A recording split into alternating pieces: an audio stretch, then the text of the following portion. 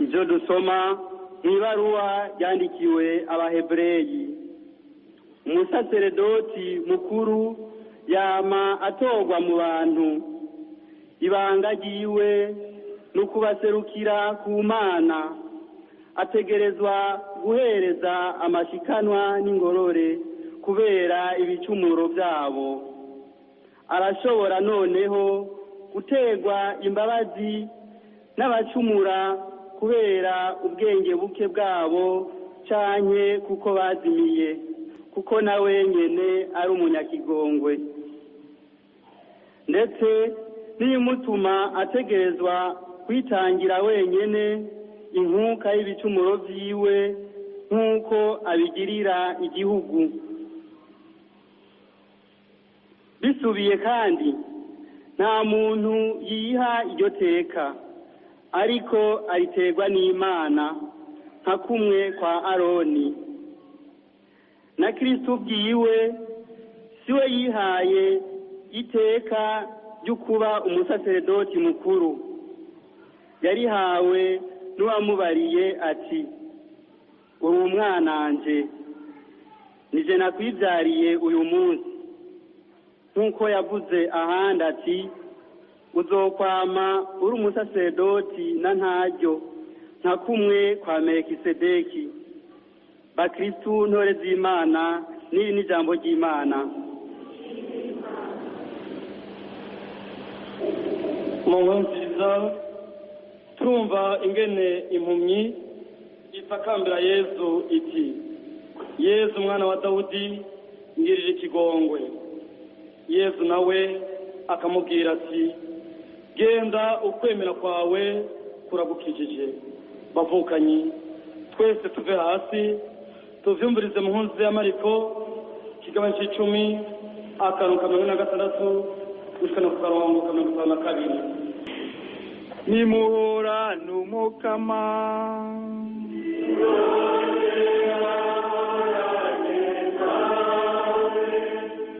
inkuru nziza ya Yesu Kristu twashikijwe na Marko.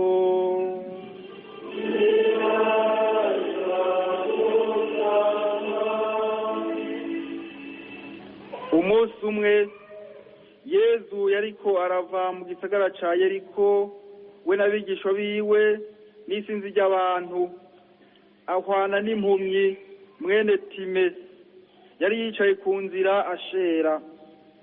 Yumvise ko ari Yezu w'i Nazareti ahaciye, arasemerera ati, Yezu mwana wa Dawudi ngirira ikigongwe.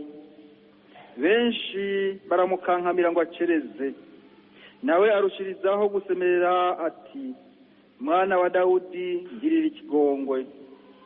Yezu rero arahagarara ati, mwakure.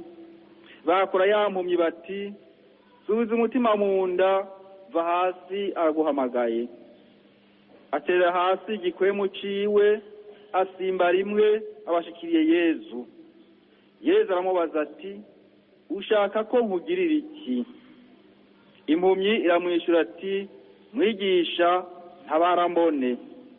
Yezu aramwishura ati, genda ukwemera kwawe kuragukijije. Buno nyene arakanura agenera Yezu. Dushemeze ijambo ry'Imana.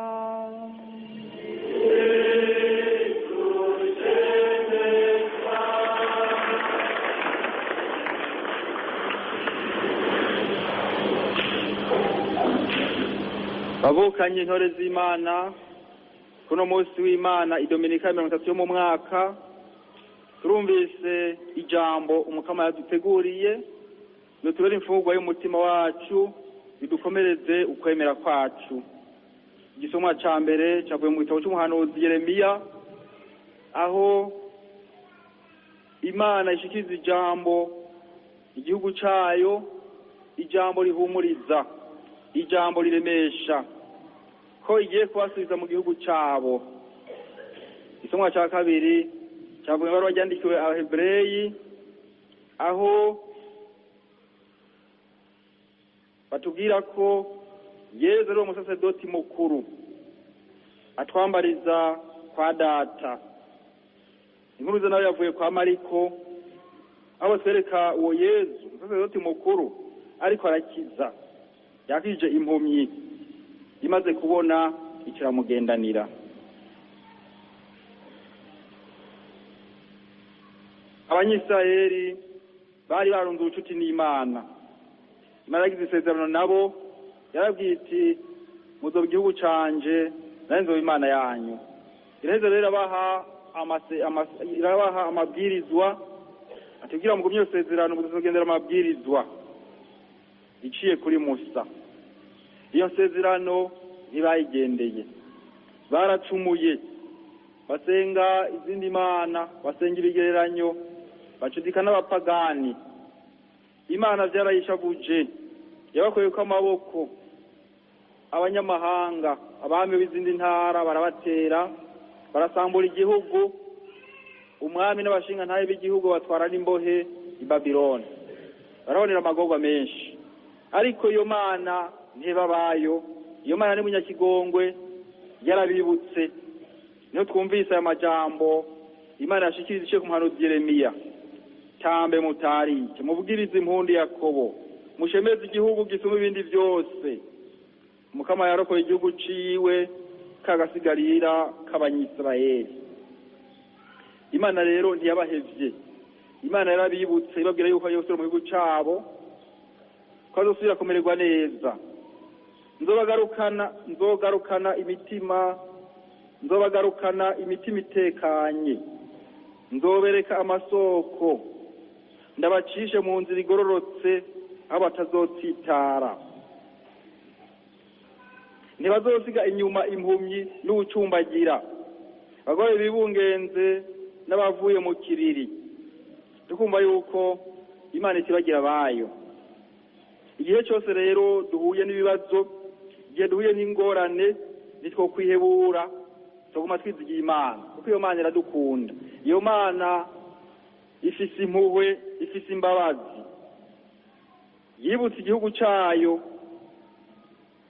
kubera impuhwe zayo, ariko kandi kubera ko harimwo abantu bakeya b'intungane, kagasigarira k'Abanyisirayeli.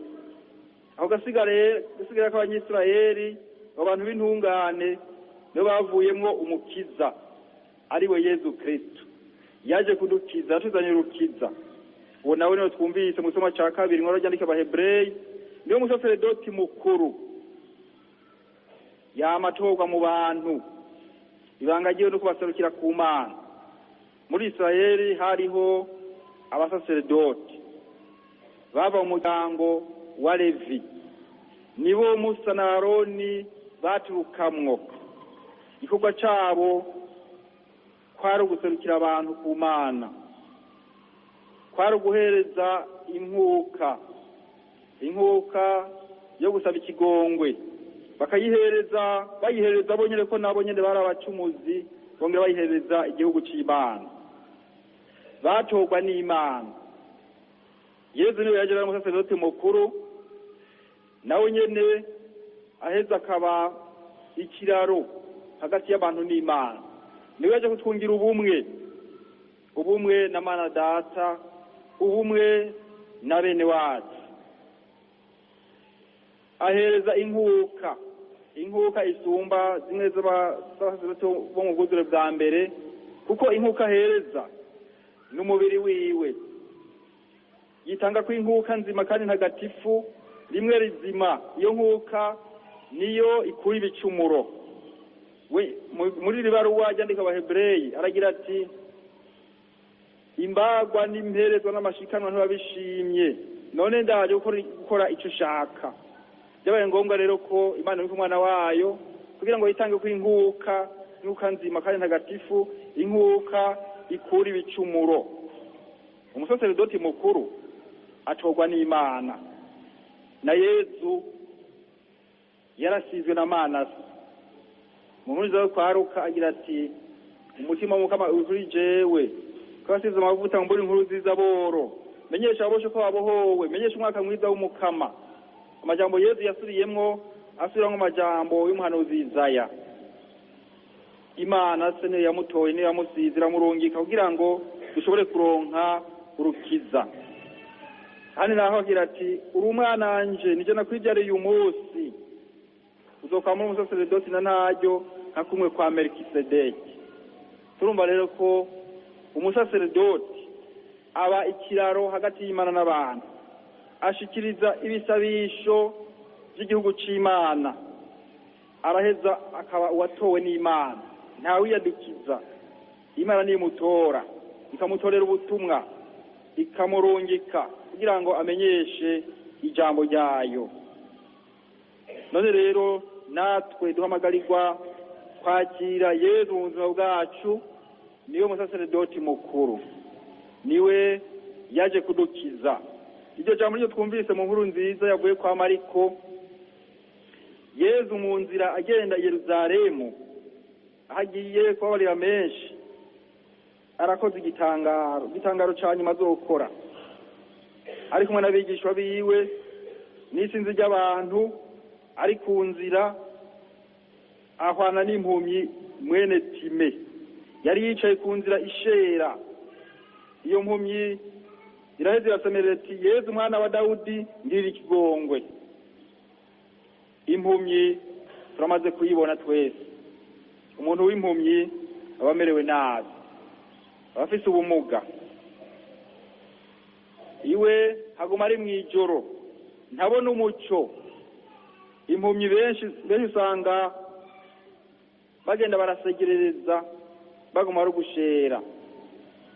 Impumyi rero imeze nk'umuntu aboshwe, ntiyidegemvya, ntashobora kubona ibyiza Imana ikora, ntashobora kubona ibyiza abandi bakora. Yezu rero icyamuzanye ni ugukiza, ni ukubohora. Umutima mukama kuri jewe koziza amavuta ngo mbere impuzu z'aboro, menyesha aboshe ko babohowe, menyesha umwaka mwiza w'umukama. Yezu niyo yaje kurangura iryo jambo. Twibuke igihe Yohani Batista ari mw'ibohero, yatumye abigishwa biwe kubaza Yezu, rero ubwirizwa kuza canke turindire uwundi. Yezu yabishuye ati impumyi zirabona, abacumbagira baratambuka, inkuru zashikizwa boro, kera mubwire Yohani ibyo mwabonye. Yezu niwe mukiza, Yezu yaje kudukiza, Yezu yaje kutubohora. Icyo dusaba rero ni ukwemera, tukagaragaza ukwemera, tukamwereka aho tugwaye. Iyi impumyi yagize iti Yezu mwana wa Dawudi ngirira ikigongwe. Yezu mwana wa Dawudi, ijambo isigura Mesiya. Mesiya aza kuva mu muryango wa Dawudi. Yezu mwana wa Dawudi agaragaza ukwemera ko Yezu ari we Mesiya, Yezu ari we mukiza Imana yarungitse. Ati ngirira ikigongwe. Abanyisirayeli baribaza yuko umuntu agwaye, umuntu yamugaye ari kubera yacumuye. Rero agira ati ngirira ikigongwe. Yagushobora kuvuga ati nkiza ubuhumyi, ariko avuze ati ngirira ikigongwe, ngirira ikigongwe. Uwo Yezu n'umukiza kandi adukiza ku mutima no ku mubiri. Ingwara ya mbere ni igicumuro, ingwara yo ku mutima, ngirira ikigongwe. Benshi baramukankamira ngo aceretse, turumva ko badashaka ko akira, baramukankamira ngo aceretse, areke gusemerera, areke gusaba gukira. Hari aho natwe bidushikira ugasanga turabereye abandi intambara. Twategerezwa kubera abandi kiraro kibashikana ku Mana. Twategerezwa kubaremesha abo bato bamerewe nabi, kubaremesha tukabafasha ngo bashikire Imana, kugira ngo bashikire urukiza. Ariko hari aho twabera intambamyi nk'aba bari kumwe na Yezu, baramukankamira ngo acereze. Nawe arushirizaho gusemerera ati mwana wa Dawudi ngirira ikigongwe, arasubira abo ati ngirira ikigongwe. Turabona rero ko afise ukwemera gukomeye. Ntamubona mugabo yumvise ko ari Yezu, ko ari umukiza, araheza bakamutakambira. Yezu ati mwakure, subiza umutima mu nda, va hasi, araguhamagaye. Yezu asubira kumubaza ati ushaka kungirira iki? Yezu n'umukiza aje kudukiza, mugabo ashaka natwe tugira intambwe ya mbere. Ushaka kungirira iki?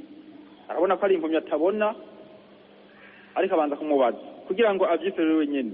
Mwigisha, ntabarambone. Yezu ati ngirira ikigongwe. Yezu n'umukiza aje kudukiza, mugabo ashaka natwe tugira intambwe ya mbere. Ushaka kungirira iki? Arabona ko ari impumyi atabona, ariko abanza kumubaza kugira ngo avyiserere wenyene. Mwigisha, ntabarambone. Yezu ati ngirira ikigongwe. Yezu n'umukiza aje kudukiza, mugabo ashaka natwe tugira intambwe ya mbere. Ushaka kungirira iki? Arabona ko ari impumyi atabona, ariko abanza kumubaza kugira ngo avyiserere wenyene. Mwigisha, ntabarambone. nawe duhamagarirwa rero utakambira Yesu ati mwana wa Dawudi ngirira ikigongwe nkiza, tukamwereka aho tugwaye, tukamwereka ubuhumyi bw'umutima.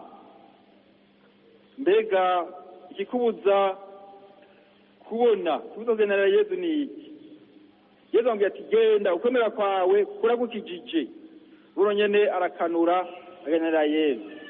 Ikikubuza kugenera Yesu ni iki? Ikimbuza kugenera Yesu ni iki? Ubuhumyi bw'umutima. Urambuza kugenera Yesu. Ndaboshwe. Yesu aje kugukiza, Yesu aje kukubohora. Igicumuro kiratuzingamika, katugira impumyi. Y'amajambo y'umuhanuzi Yesaya ati bafise amaso ariko ntibabona. Yesu aje kugukiza rero, hamagarirwa rero kugura umutima wawe ukamwereka aho ugwaye, n'akarengo uza gukira ingwara arayirata. Ico gicumuro kikuzingamitse ni ikihe? N'ubusuma, n'ububeshi, n'ubuhumbu, n'amacakubiri, n'ikinyoma. Umwe wese rero arabe ibyo bimubuza gukurikira Yesu Kristo, kugira ngo abimwereke, kugira ngo amukize, kugira ngo amukoreko. Twumvise ko umukama ari munyakigongwe, ni nyeri impuhwe. None rero ashaka ko tugaruka, tukava iyo twagiye kwangara mu gicumuro, tukagaruka iwe. Yama turindiriye kujya ku muvyeyi arindira umwana yatakaye, ashitse akamusanganira. Natwe rero tumwereke ubuzima bwacu kugira ngo adukize, kugira ngo aduhindure, dushobore kumugendanira, dushobore kama turangura ishaka ry'Imana, turangura amabwirizwa y'Imana, tugendera mu rukundo, gutyo Imana ishobore kuninahazwa, isi nayo ironka amahoro. Amen.